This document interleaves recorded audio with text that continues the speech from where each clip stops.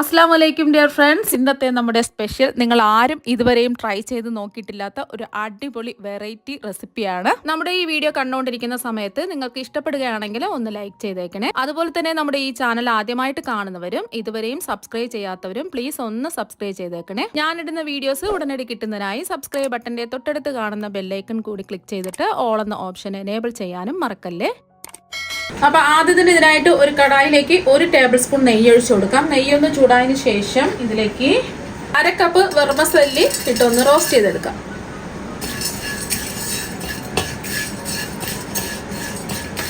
Roast ചെയ്ത് നല്ലൊരു golden colour ആവുന്നത് വരെ ഇതൊന്ന് റോസ്റ്റ് ചെയ്തെടുക്കാം.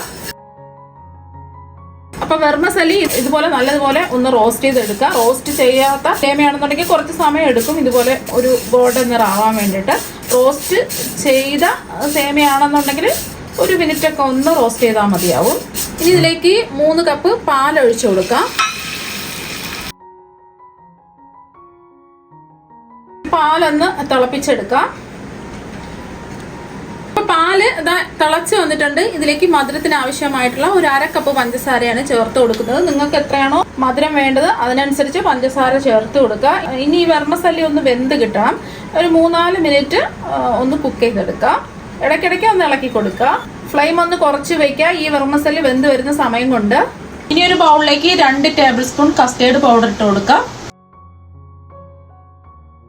1/2 കപ്പ് പാലൊഴിച്ച് നല്ലതുപോലെ കട്ടകളൊന്നും ഇല്ലാതെ ഒന്ന് മിക്സ് ചെയ്തെടുക്കാം.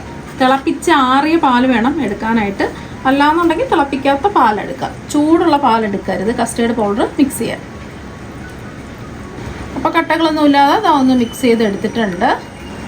ഇപ്പോൾ ഒരു 3 മിനിറ്റ് ആയിട്ടുണ്ട്. സേമിയയൊക്കെ ഒരു 1/4 ഭാഗത്തോളം ഒന്ന് വെന്ത് വന്നിട്ടുണ്ട്. വെന്തങ്ങ് കുഴഞ്ഞു പോകാൻ പാടില്ല. ഇനി ഇതിലേക്ക് നമ്മൾ കലക്കി വെച്ച കസ്റ്റേർഡ് പൗഡറിൻ്റെ മിക്സ് ഒന്നുകൂടി കലക്കിയിട്ട് ഇതിലേക്ക് അങ്ങ് ഒഴിച്ചു കൊടുക്കാം. ഫ്ലെയിം കുറച്ച് തന്നെ വയ്ക്കുക.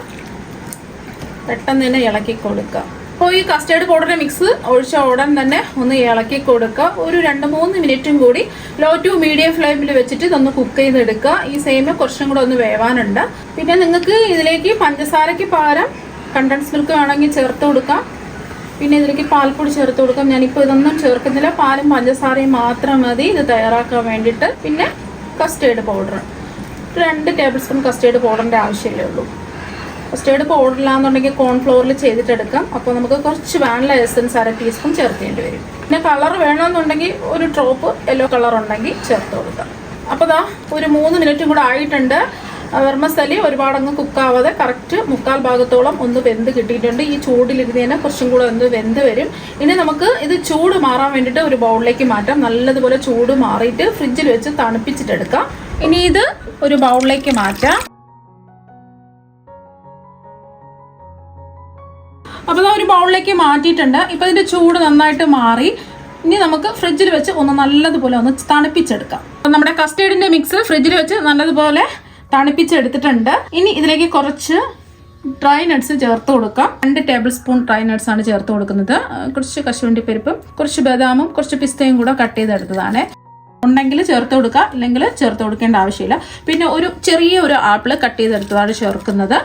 പിന്നെ ഇതിലേക്ക് ഒരു 1/4 കപ്പ് കറുത്ത മുന്തിരിയാണ് ചേർത്ത് കൊടുക്കുന്നത്. കുരുവില്ലാത്ത മുന്തിരി നോക്കിയെടുക്കുക, അതായിരിക്കും കൂടുതൽ ടേസ്റ്റ്.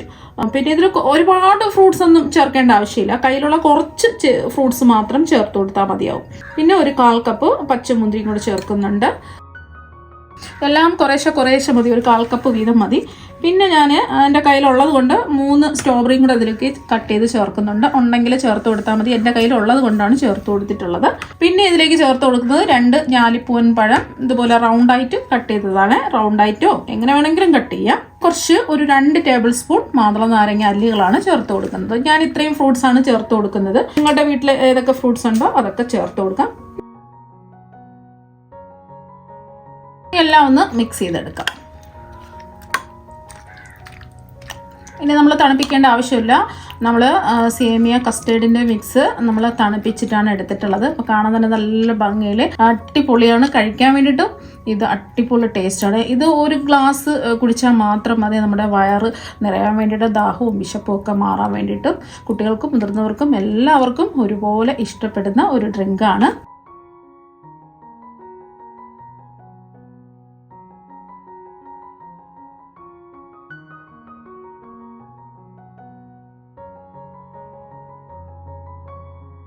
അപ്പം നിങ്ങൾ എന്തായാലും വെർമസലി വെച്ചിട്ട് ഇതുപോലെ ഒരു ഡ്രിങ്ക് തയ്യാറാക്കി നോക്കുക. തീർച്ചയായും നിങ്ങൾക്ക് എല്ലാവർക്കും ഒരുപാട് ഇഷ്ടമാകും.